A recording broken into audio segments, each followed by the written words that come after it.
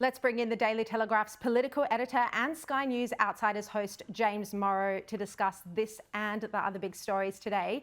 James, former Prime Minister Paul Keating has responded to Penny Wong's comments today. He's released a statement this afternoon saying Australia's major foreign policy task is to soften that rigidity by encouraging both the US and China to find common cause and benefit in a peaceful and prosperous Pacific. He says nothing Penny Wong said today on Australia's behalf adds one iota of substance to that urgent task. Well, what do you think, James? I mean, this is a live feud unfolding here between Paul Keating and Penny Wong. Yeah, well, I mean, the smartest investment I ever made was to buy a bunch of futures in popcorn farms, and it's just paying off greatly because these sorts of fights, which are totally popcorn worthy, keep popping up here. What Paul Keating is saying there, it's a far different tone than he was taking back at the press club. Remember, the press club was much more combative, belligerent, making all sorts of bizarre comparisons that were really, frankly, morally reprehensible, between the state of the Uyghurs in China and the indigenous people in Australia. This is, of course, him trying to sound more statesmanlike and reasonable. And on one level, what he's saying there, well, yeah, sure, of course, we want everybody to get along. We don't want there to be war. But while there are obviously legitimate questions that you can ask about the AUKUS deal and arrangement, and I never want to say that you can't do that or people shouldn't, the way he has gone about this has just shown himself. I think Penny Wong is absolutely dead right. He has diminished himself, his reputation, and his legacy, and he's still doing it.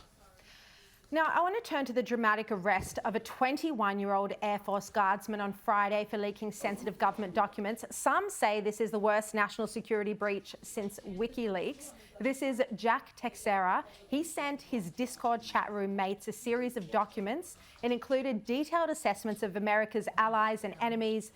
But, James, there's also quite fascinating intelligence that we have since learned about Russia's war in Ukraine, about how America spies on its allies. I mean, there's intel about foreign governments, military movements, diplomatic efforts, even weapon sales.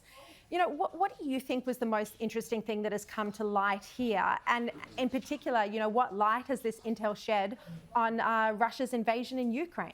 Yeah, well, look, I mean, I think, you mentioned WikiLeaks at the beginning, and I don't know that it is quite at that scale yet because I don't know that anybody's, died as a result of this intelligence leak yet. But that doesn't mean that the guy who did this is in any way a hero. No, just the opposite. And I think that should be sort of the starting point on all of these discussions here, that somebody who leaks classified information like that is an absolute criminal and should not be respected. But there's a lot of interesting stuff here. A lot of it is stuff that we kind of suspected. You mentioned allies spying on allies. We know that happens. We know that happens between all sorts of countries. So, that people sort of shrug it off as kind of being what statecraft does happen to be about these days, which is unfortunate, but the way it is. But then also the stuff on Russia and Ukraine. And it also, I think, confirms for a lot of people who have been, looking at the rosy sort of, Ukraine can just crush Russia and get back all its territory by the end of the year and all that stuff. Well, it puts a very different light on it. And I think that it does suggest that, beyond that sort of top level, gung-ho pro-Ukraine, get everything back thing that people talk about, there is going to be at some point some sort of settlement, I think, between the two parties in this that not everybody's going to be happy with.